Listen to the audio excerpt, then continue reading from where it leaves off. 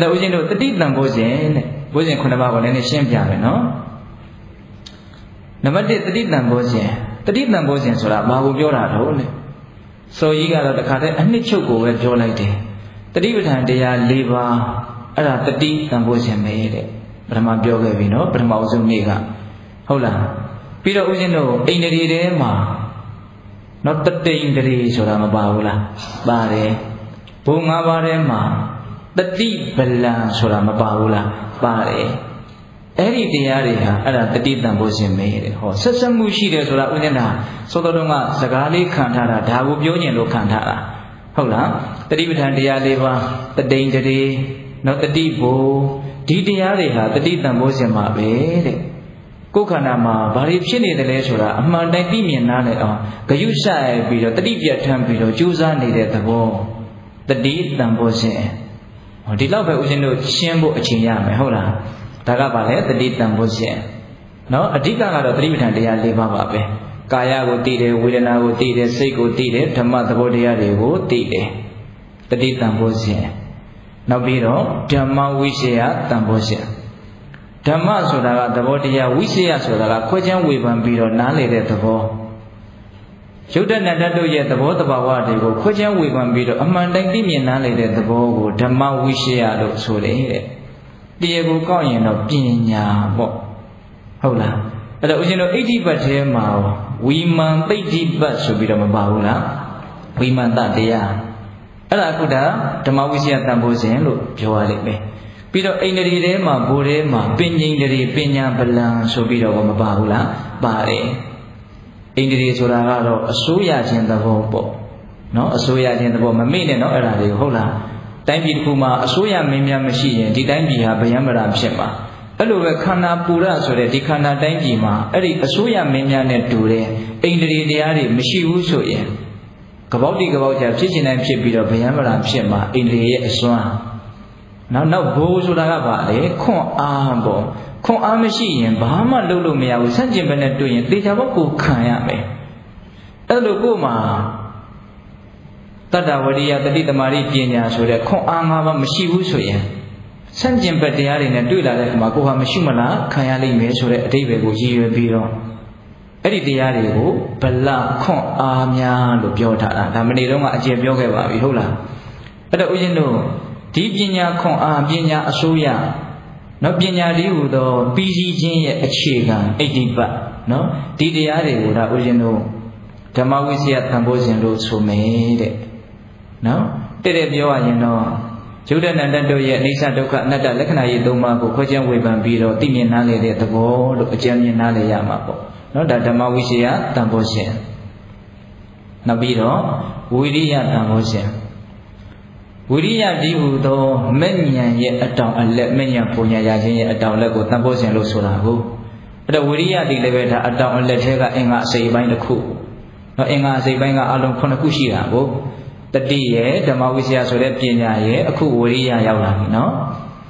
ဝိရိယဆိုတာဘာလို့တမ္ပပ္ပံတရား၄ပါးမကောင်းတာတွေကိုဖယ်ရှားဖို့ကောင်းတာတွေကိုဖြစ်ပွားဖို့အကျဉ်းချုပ်လိုက်ရင်တော့2ပါးပေါ့ဖြစ်ပြီးအကုသိုလ်ကိုဖယ်ရှားဖို့မဖြစ်သေးတဲ့အကုသိုလ်တွေကိုမဖြစ်စေဖို့မဖြစ်သေးတဲ့ကုသိုလ်တွေကိုဖြစ်စေဖို့ဖြစ်ပြီးကုသိုလ်တရားတွေကိုခိုင်မြဲသွားစေဖို့လို့အကျေပွားလိုက်ရင်တမ္ပပ္ပံတရား၄ပါးအဲ့ဒီတရားတွေဟာဒါဝိရိယတံဘုဇဉ်ပဲတဲ့နောက်ပြီးတော့ဦးဇင်းတို့အိန္ဒြေဆိုတဲ့အစိုးရခြင်းထဲမှာဝိရိယဣန္ဒြေလို့ก็မပါဘူးလားပါတယ်ပြီးတော့ဗလဆိုတဲ့ခွန်အားတွေထဲမှာဝိရိယဗလံဆိုပြီးတော့မပါဘူးလားပါတယ်ဟောဣဋ္ဌိပတ်ထဲမှာလည်းပဲဝိရိယဣဋ္ဌိပတ်ဆိုပြီးတော့မပါဘူးလားပါတယ်ဝိရိယကနော်မနေ့တုန်းကဦးဇင်းတို့ပြောဖို့တောင်နည်းနည်းကြံသွားတာမနေ့တုန်းကဦးဇင်းတို့ဘာကိုပြောတာတော့မဘုံ၅ပါးကိုပြောတာနော်အဲ့ဒီဘုံ၅ပါးထဲမှာလေဦးဇင်းတို့ဝရိယနဲ့ပညာဆိုတဲ့တရားနှစ်ပါးဟာဣဋ္ဌိပတ်မျိုးဖြစ်တဲ့အတွက်ကြောင့်နဲ့ဆိုကြီးပြောထားတာဣဋ္ဌိပတ်ဆိုတာပြီးစီးခြင်းရဲ့အခြေခံဖြစ်တဲ့အတွက်ကြောင့်ဘုံ၅ပါးထဲမှာဝရိယနဲ့ပညာတွေအလွန်အရေးကြီးတယ်တဲ့သူတို့နှစ်ပါးတကယ်ခိုင်မြဲမယ်ဆိုရင်ကျန်တဲ့ဘိုးတွေပါပြည့်စုံလာနိုင်မယ်လို့ဆိုတာ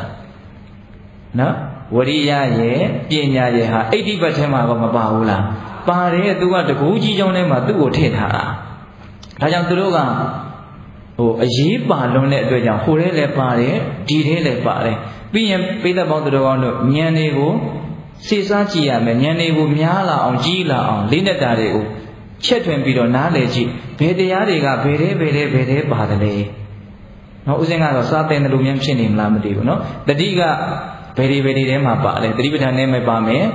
အိန္ဒိထဲမှာပါမယ်ဘိုးထဲမှာပါမယ်အခုဘုဇင်ထဲမှာပါပြန်ပြီနော်ဟိုအိဋ္ဌိပတ်တရားတွေထဲမှာဘယ်တရားတွေကဘယ်တဲ့ကိုပါသေးတယ်လေစိတ်ဝင်စားတယ်မကောင်းဘူးလားဒါဥစဉ်တို့ကလေးဘဝတုန်းကတင်းကြိုလို့ဘာလို့တင်တဲ့အခါမှာတော့ဒါကိုဝေဖန်ကြည့်တဲ့အပိုင်းတွေပေါ့နော်ဘယ်တရားတွေကဘယ်တဲ့မှာပါသေးတယ်ဆိုတာခုထားပါတော့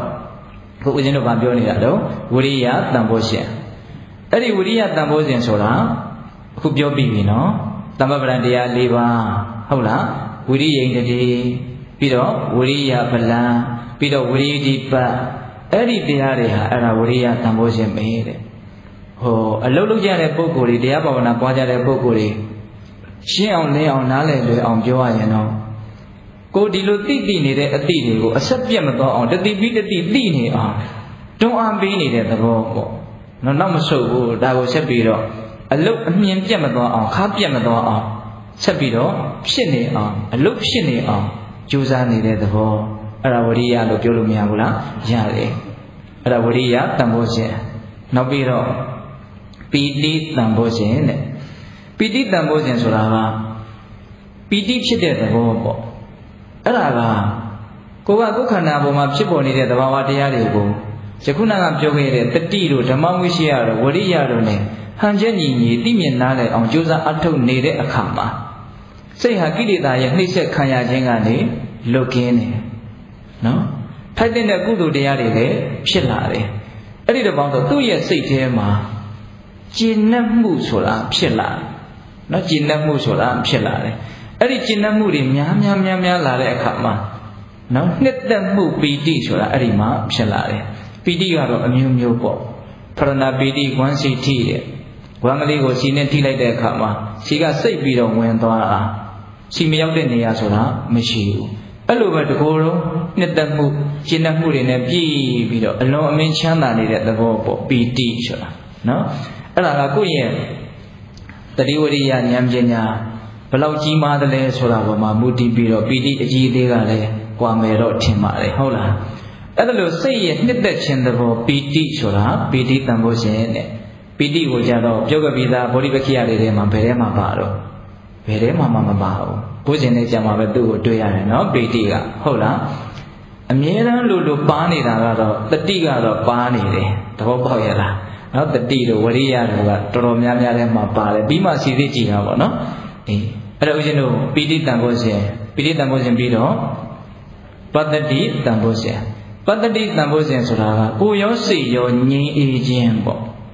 နော်စိတ်ရဲ့ပူလောင်မှုသဘောစိတ်ရဲ့စိတ်ကိုပူလောင်မှုနဲ့လှုပ်ရှားနေတဲ့သဘောတွေကင်းသွားလို့ကိုယ်ရောစိတ်ရောတရားရဲ့အစွမ်းတတ္တိကြောင့်ငြိမ်းအေးခြင်းဆိုတာကိုသူခံစားရတယ်ငြိမ်းအေးခြင်းဆိုတာဖြစ်တယ်ဦးဇင်းတို့စာလို့ပြောရရင်တော့ကာယပတ္တိစိတ်တပတ္တိဆိုတဲ့စေတသိက်တရားတွေပေါ့အဲ့ဒါကိုဦးဇင်းတို့ပတ္တိတန်ဖိုးခြင်းလို့ဆိုတယ်တဲ့တရားကိုတကယ်ရင့်ကျက်အောင်အားထုတ်နေတဲ့ပုဂ္ဂိုလ်တွေမှာအေးချမ်းနေရဆိုတဲ့ဥစ္စာကစိတ်ထဲတင်မှုဖဲနဲ့ဒီယုတ်ကာယကိုစမ်းကြည့်ရင်တောင်အေးနေတာကိုတွေ့ရတယ်လို့ဆိုတယ်ဒါဘုဟုတ္တမှတ်သားမှုတာပါဟုတ်လားဦးဇင်းတို့တော့မအေးဘူးပါဘူးဟုတ်လားအေးအဲ့ဒါပါတော့ပတ္တိတန်ဖိုးခြင်းနော်ဘယ်နှပါးရှိသွားပြီတော့၅ပါးရှိသွားပြီနောက်ဦးဇင်းတို့တမာတိတန်ဖိုးခြင်းတမာတိတန်ဖိုးခြင်းဆိုတာကစိတ်ရဲ့တည်ငြိမ်တဲ့သဘောပေါ့ကြိုးစားအထုတ်လို့စိတ်ကတော်တော်ကြီးကိုအသားကျပြီးတော့ဒီမြင့်မြတ်တဲ့ကောင်းမြတ်တဲ့အာယုံမှာစိတ်ရဲ့တည်ငြိမ်တဲ့သဘောအာယုံတစ်ပါးကိုလွင်ပါသွားတဲ့သဘောတွေနင်းပြီးတော့ကိုထားလို့တဲ့နေရာလေးမှာစိတ်ကငြိမ်ပြီးတော့ကိုသိကျင်တဲ့အာယုံမှာစိတ်ကငြိမ်ပြီးတော့နေတဲ့သဘောဒါအကျဉ်းချင်းကတော့ဒီလောက်ပဲဦးဇင်းကပြောတတ်တယ်ဟုတ်လားတမာတိတန်ဖိုးခြင်းအဲ့ဒီတမာတိတန်ဖိုးခြင်းကဘယ်ဒီထဲမှာတွေ့ရတော့အိန္ဒြေထဲမှာတမာတိန္ဒြေလို့ပါတယ်အစိုးရချင်းထဲမှာပါတယ်နော်သူကအလွန်အရေးပါတယ်ခန္ဓာတိုင်းပြည်မှာထိပ်သီးကနေအုပ်ချုပ်နေတဲ့အစိုးရအဖွဲ့ထဲမှာသူပါတယ်ဟုတ်လားတမာတိန္ဒြေပြီးတော့ပါတော့ဝ အလုပ်တွေကိုလုပ်ဖို့အတွက်ခွန်အားရှိဖို့လိုအပ်တယ်အဲ့ဒီခွန်အားတွေထဲမှာတမာတိဆိုတဲ့ခွန်အားဟာမပါဘူးလားပါတယ်တမာတိဗလံဟုတ်လားအဲ့ဒီတမာတိနေတမာတိဗလံဆိုတဲ့တရားတွေဟာအဲ့ဒါဦးဇင်းတို့တတိတမာတိတန်ဖိုးစဉ်ကတရားပါတဲ့